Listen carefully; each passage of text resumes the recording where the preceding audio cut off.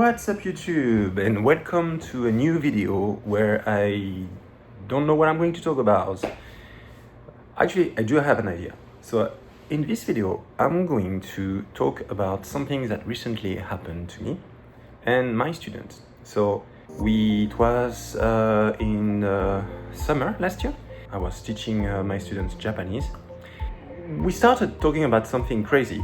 And from that topic, we drifted away and we started to get into something completely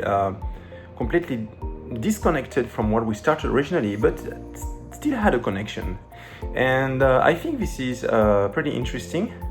And I'm going to actually go over the different process and the way the discussion was going, and where we started and where we arrived from that conversation. So it all started when my student was bringing a guitar to the classroom, and I asked her, okay, what are you doing with the guitar? It's a Japanese class. And she said that, oh, I can't leave the guitar in my car because the heat is too high. And I found this was interesting, and I said, oh yeah, that's right, it's and the strings could melt, and this would be damaging the guitar. She has like a guitar lessons after Japanese lessons, so she usually keeps the guitar in the car, but not this time because it was too hot outside. So it is true that within minutes, and when the temperature rises to 35 degrees, like it happens in the middle of summer in Okinawa, then the interior of the car can get very hot very quickly. And this means that on a sunny 30 degrees Sunday, an enclosed car could easily become life-threateningly hot in under about 20 minutes. And even if the windows are slightly open, the difference is minimal for safety. The funny thing is, she started saying, well, if it's the case for a car, then how can we survive saunas? And I thought this was actually a very good question, because it is true that if we say 35 degrees outside and the car heat up very quickly, the maximum temperature in extreme sun with dark trim or dashboard could actually rise up to 80 degrees or more. And in a sauna, you can actually go up to 100 degrees. So if being in a car after 20 minutes in the sun is life-threatening, then how can we survive sauna? So I thought that the question was legitimate. So the big difference between a hot sauna and a hot car and a sauna is that in a sauna you control exposure time. In a car, you're trapped, or you may not realize how fast it's heating. In a sauna, you enter for a short, deliberate session. It's often 5 to 20 minutes, and then you cool down. You're hydrated and prepared. Sauna goers drink water before and after, and sometimes even during. In a car, you may already be dehydrated, which makes overheating much more dangerous. Another difference is the air quality and circulation. Saunas have ventilations. Fresh air is pulled in and stale air out. A sealed car's air quickly becomes stale and stuffy, with CO2 rising and oxygen dropping slightly. There are also differences in humidity. A dry sauna, which is around 10 to 20% humidity, allows sweat to evaporate quickly, helping cool your body. A car can become humid if you're sweating, which slows cooling. A steam sauna, which has 100% humidity, feels hotter, but again, you leave quickly.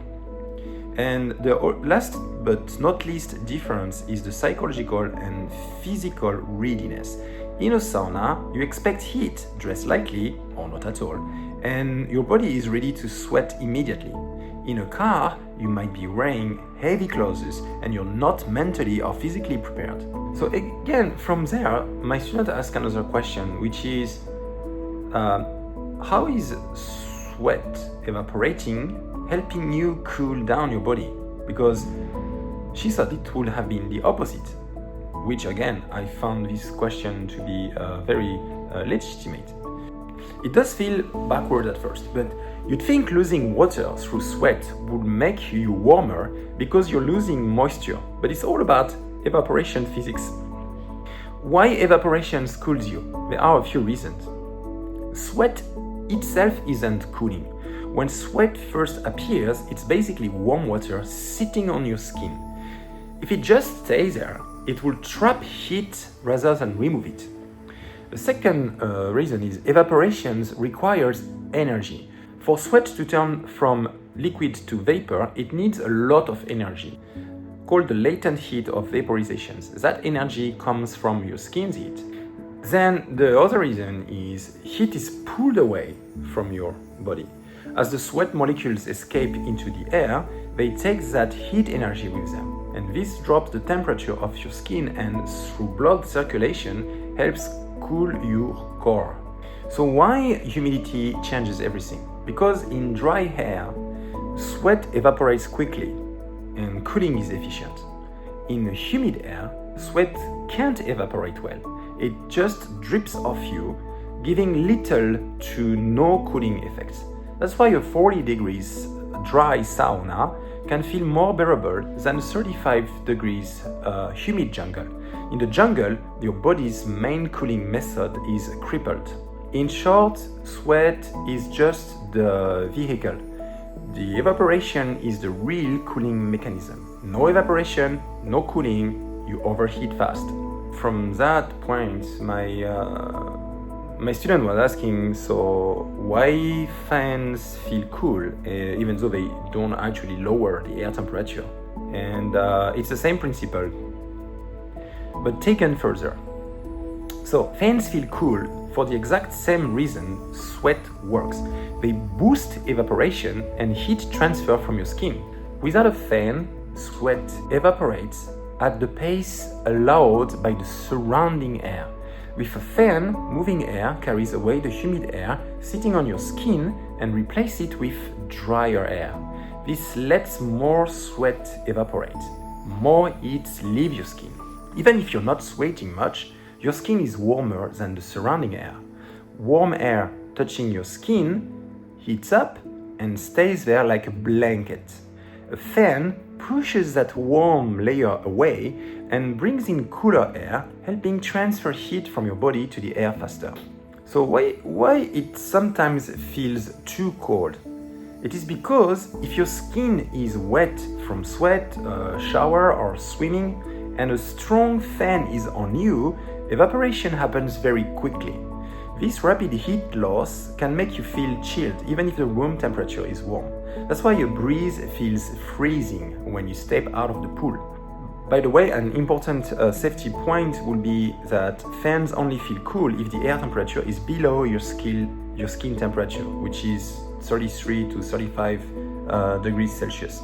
If the air is hotter than that, like in a 45 degrees heat wave, fans can make things worse because they blow hot air over you without adding enough evaporation to offset the heat again.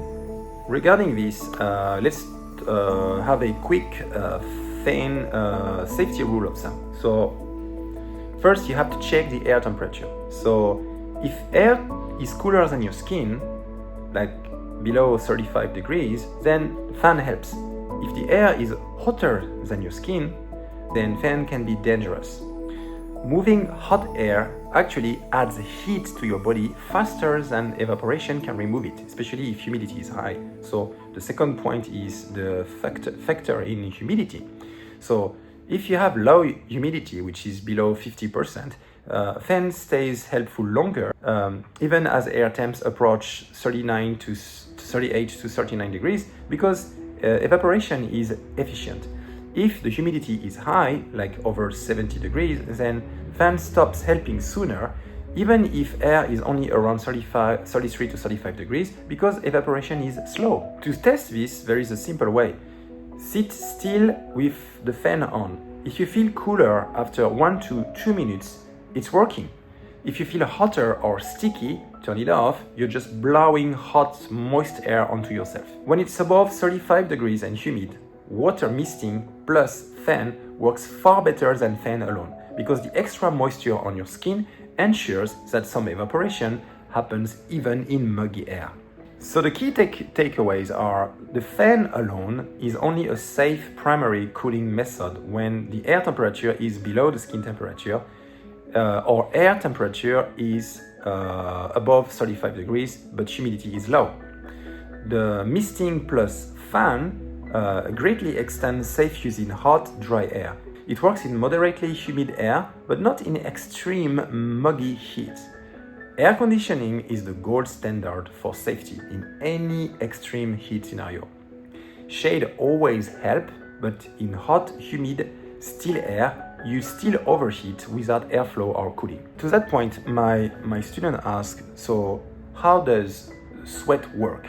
Sweat is basically your body's built-in air conditioning system, but instead of a compressor and refrigerant, it uses water and evaporation to dump excess heat. So why we sweat? Your brain has a thermostat, the hypothalamus, that constantly monitors your core temperature. If your body temp starts climbing from exercise or hot weather or fever, it tells your eccrine sweat glands to produce sweat. So sweat is made of 99% of water, 1% salts and other substances such as sodium, potassium, chloride, tiny amounts of urea, lactic acid and other stuff. The salt isn't for cooling, it just comes along with the water from your body fluid. And sweat is released onto your skin surface. To turn from liquid into vapor, sweat needs energy, as we discussed earlier already. That energy comes in the form of heat from your skin, the latent heat of vaporizations I was talking about earlier. As the sweat evaporates, it takes that heat away, cooling your skin, and via blood circulation, your core temperature. But sometimes it doesn't work well. So, because of high humidity, when the air is already full of moisture, so sweat can't evaporate easily. There is little cooling. Dehydration, when there is less water in your body, it means less sweat. You have a overheating risk. Clothing, heavy or non-breathable fabrics trap sweat, slowing evaporations. And then we reached to the point that my student was asking, what about like other animals? And again, I found this question was interesting. So some animals cool down without sweating, and their strategies are pretty creative. For instance, panting, which is a strategy used by dogs, cats, and many other birds. So dogs have very few sweat glands, mostly in their paw pads, and they cool off by rapidly breathing with their mouths open and tongue out. You've seen them doing like this. The fast airflow evaporates saliva and moisture from the tongue and mouth lining, pulling heat away. Birds do something similar called gular fluttering, vibrating the throat to increase airflow and evaporation. The other strategy is licking fur, which is done by cats or kangaroos. Cats lick their fur, coating it with saliva. As the saliva evaporates, it cools the skin underneath, basically a spit-based sweat. Kangaroos lick their forearms, where blood vessels are close to the surface, to cool the blood directly. We also have, there's another strategy is wallows and mud baths. So this is a strategy used by pigs, elephants and rhinos. So pigs can't sweat well, so they roll in mud water. Mud keeps them cool by evaporation, plus it acts as a sunscreen and bug repellent. Elephants spray themselves with water or mud using their trunks and flap their ears to cool blood vessels inside. So this is the other strategy I was just talking about, ear flapping, which is used by elephants but also jackrabbits. So huge ears with a lot of blood vessels work like radiators. Flapping increases air movement over them, releasing heat. We also have other strategies that involved specialized body parts, such as in the case of camels or antelope. Camels allow their body temperature to rise during the day to reduce water loss from sweating, then cool at night. and some antelope have a cooling brain. Blood flowing to the brain passes through a sinus cooled by air from the nose. So the big difference from humans is that humans are exceptionally good at long-distance activity in heat because we have millions of eccrine sweat glands and can dump heat without stopping. That's why our ancestors could do persistent hunting in hot African savannas, something most animals can't manage. And to that point, we came to the point of asking ourselves, okay, so this is another how humans became humans stories. And I thought this was an interesting remarks, and we discussed about that point a little bit further. It is true that about 2 to 3 million years ago, our ancestors moved from forested areas into more open, hot savannas in Africa. And shade was scarce, prey animals were faster than us in short bursts, but many couldn't handle prolonged heat. If we could stay cool while moving for hours, we could outlast them. Humans evolved 3 key cooling superpowers. The first one is we have millions of eccrine sweat glands, and they are spread all over our skins.